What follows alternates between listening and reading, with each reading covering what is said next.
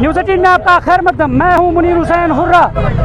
Assembly इंतखाबात को लेकर सियासी सरगर्मियां तेज़ है और कागजाती नामजदगी भरने का सिलसिला जो है वो जारी है। और आप देख रहे हैं इस वक्त अपनी पार्टी के उम्मीदवार गुलाम हसन मीर का बड़ा कारवान इस वक्त जारी है, रवां दवा है और कागजात नामजदगी दाखिल करने के लिए मीर साहब बड़ा कारवान है।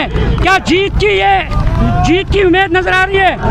ये लोग जो इस वक्त जुलूस की सूरत में मेरे साथ शाना बशाना हैं, जाहिर सी बात है ये इलेक्शन लोगों का इलेक्शन होता है। ये इनका इलेक्शन है, हमारा इलेक्शन है, टंगमर्ग के लोगों का इलेक्शन है और गुलाम हसन मीर टंगमर्ग के लोगों का है। ये हम जहां जम्मू कश्मीर की इज्जत के लिए है, वहाँ टंगमर्ग की तरक्की और खुशहाली का इलेक्शन है। मीर साहब, नौजवानों का काफ़ी जोश खरोश हम इस इलेक्शन में देख रहे हैं और क्योंकि इससे पहले बाइकआउट की कॉल होती थी और लोग बदजन होते थे इस इंतखाबात में वोटिंग में हिस्सा लेने के लिए और बड़ा जुनून इस वक्त देख रहा है, क्या कहना चाहेंगे?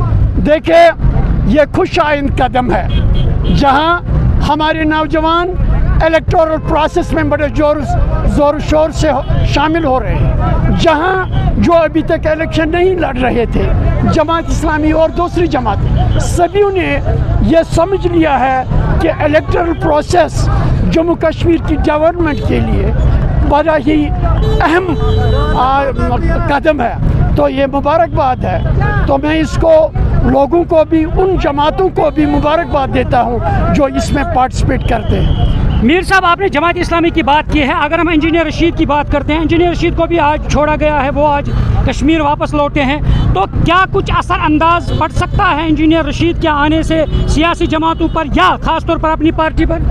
देखिए, मैं सीधी सी बात कहूँ, अगर कोई भी इलेक्शन प्रोसेस में शमूलियत करता है, इंजीनियर रशीद हो, जमात इस्लामी हो और जमातें, वो सारे यहाँ के रहने वाले लोग, अगर वो पार्टिसिपेट करते हैं, किसी को क्यों यहाँ तकलीफ हो जाए?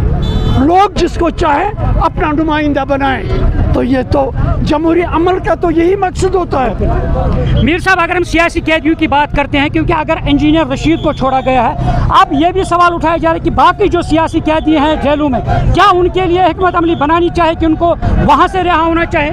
मैं आपको ये बताऊँ, अपनी पार्टी ने ऐलानिया तौर कहा है, अगर हम इक़्तिदार में आए, हम आम माफी का ऐलान करेंगे। जेल जो नौजवानों से भरे हुए हैं, उन जेलों को खाली कर देंगे और नए सिरे से जिंदगी शुरू करेंगे। हमारे नौजवान भी उसी तरह सर उठा के जिएंगे जिस तरह मुल्क के दूसरी जगहों पे। हमारे नौजवानों के पीछे गोलियां, बंदूक, पुलिस की ज़्यादतियां नहीं होनी चाहिए।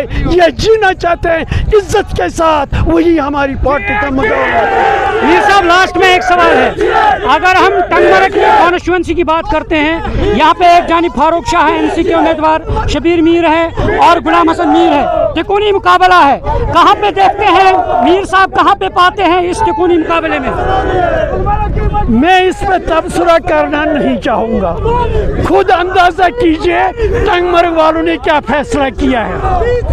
अच्छा मीर साहब, लास्ट में एक सवाल, अगर टंगमर्ग कॉन्स्टिट्यूएंसी की बात करें, क्योंकि आपको कहते हैं कि आपने डेवलपमेंट की है, मजीद क्या पेशरफ्त रहेगी आपकी कामयाबी के बाद इस गुलमर्ग कॉन्स्टिट्यूएंसी को सुधारने में?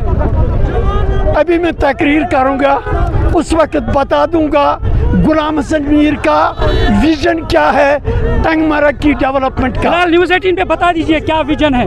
मैंने कहा ना, उस वक्त नोट के कबल वक्त है। बिल्कुल नाज़रीन, ये थे गुलाम हसन मीर साहब। इनका कहना है कि उन्होंने एक विजन तैयार किया है, खाका तैयार किया है गुलमर्ग को मजीद सुधारने के लिए, डेवलप करने के लिए। और साथ ही उन्होंने कहा कि सियासी कैदी जो है और इंजीनियर रशीद के साथ साथ उन्होंने कहा कि उनको भी यानी छोड़ना चाहे। उन्होंने कहा जब है इक़्तिदार में आएंगे और ये आम माफी का ऐलान करेंगे और सभी सियासी कैदियों को जेलों से रिहा करवाएंगे। न्यूज़ 18 जम्मू कश्मीर के लिए मैं गुलमर्ग से मुनीर हुसैन हुर्रा।